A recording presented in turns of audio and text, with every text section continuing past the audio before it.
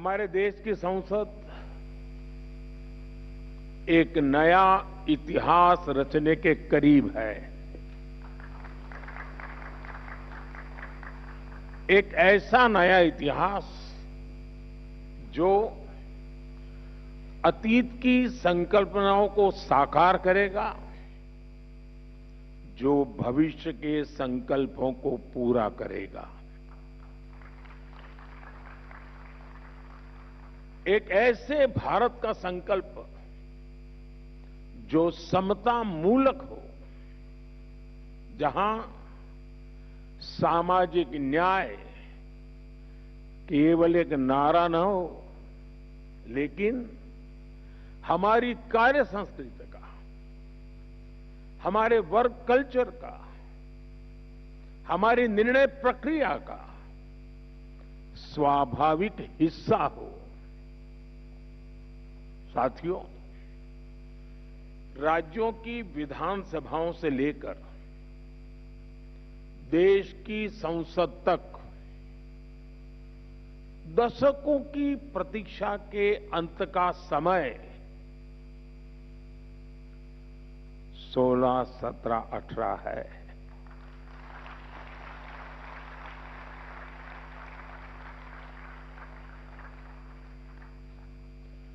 दो 2023 में नई संसद में जो नया भवन निर्माण हुआ, उसमें हमने नारी शक्ति वंदन अधिनियम के रूप में प्रथम कदम उठाया था। वह समय से लागू हो सके, महिलाओं की भागीदारी हमारे लोकतंत्र को मजबूती दे, इसके लिए 16 अप्रैल से संसद के बजट सत्र की विशेष बैठक का आयोजन होने जा रहा है। और उसके पहले आज नारी शक्ति वंदन का ये कार्यक्रम, मैं इसके लिए इस कार्यक्रम के जरिए हमें देश की कोटि कोटि माता बहनों का आशीर्वाद मिल रहा है। और मैं इस कार्यक्रम में आपको कोई उपदेश देने नहीं आया हूं, न ही मैं आपको जगाने आया हूं। मैं आज आया हूं आप सबके, देश की कोटि कोटि माताओं बहनों के आशीर्वाद लेने के लिए।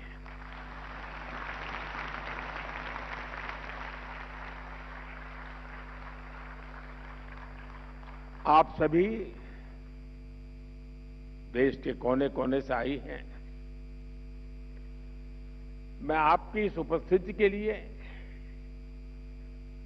इस महत्वपूर्ण काम के लिए आपने जो समय निकाला है, इसके लिए आपका हृदय से अभिनंदन करता हूं। साथ ही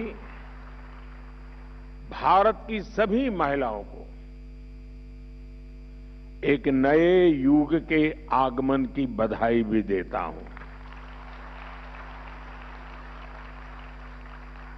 साथियों, लोकतांत्रिक संरचना में महिलाओं को आरक्षण देने की जरूरत दशकों से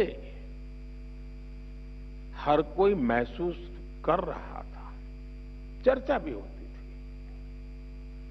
इस विमर्श को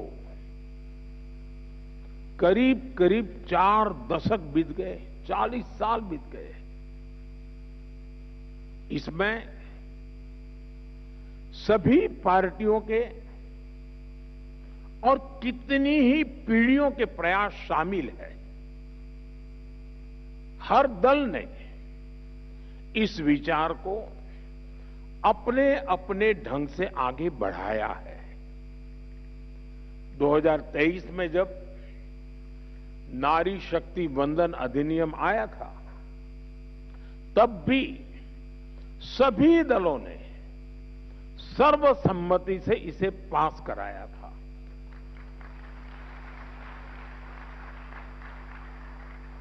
और तब एक सुर में ये बात भी उठी थी कि इसे हर हाल में 2029 तक लागू हो जाना चाहिए। ये बात सबने कही थी। कानून पारित हो लेकिन लागू न हो, ये सदन में किसी को मंजूर नहीं था। और खास करके हमारे विपक्ष के सभी साथियों ने मुखर होकर के इस बात पर जोर डाला था कि 2029 में ये लागू होना चाहिए।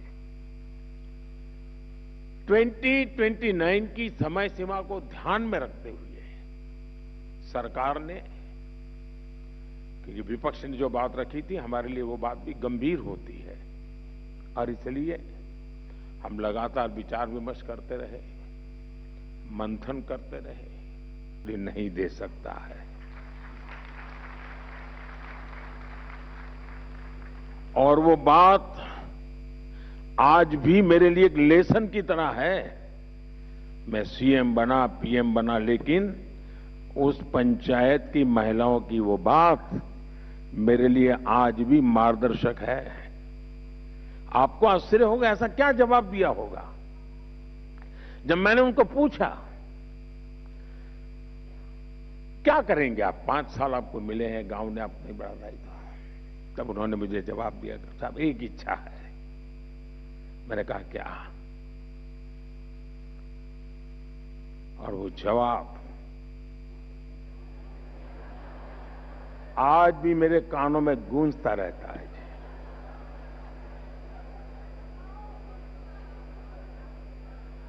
उन्होंने कहा हमारी इच्छा है कि हमारे गांव में कोई गरीब न रहे।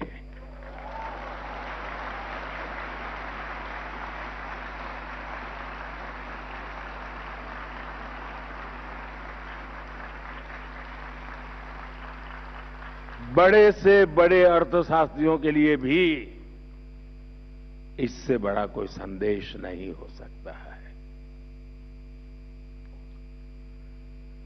यह अपने आप में मेरे लिए एक बड़ा सुखद अनुभव था, और वो आज भी शब्द मेरे कानों में गूंजते रहते हैं। और इसलिए जमीन से जुड़े हुए अनुभव से जो वाणी निकलती है ना, वो वेद वाक्य बन जाता है।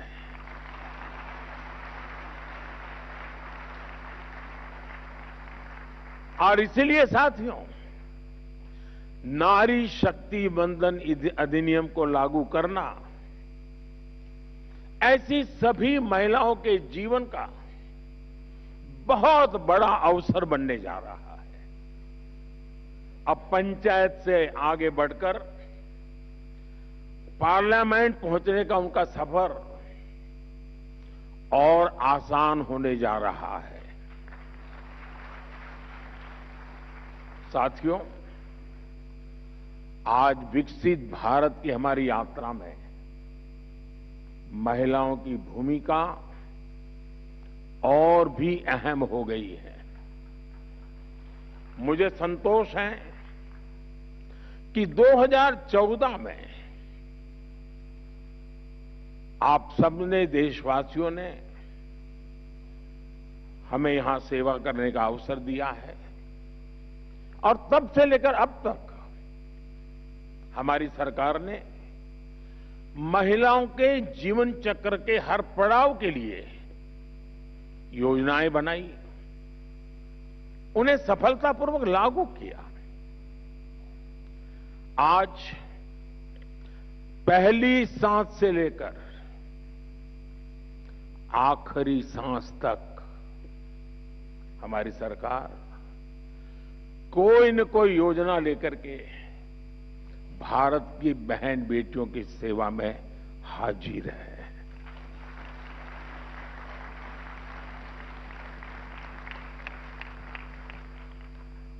गर्भ में बेटी की हत्या ना हो, इसके लिए हमने बेटी बचाओ बेटी पढ़ाओ अभियान शुरू किया।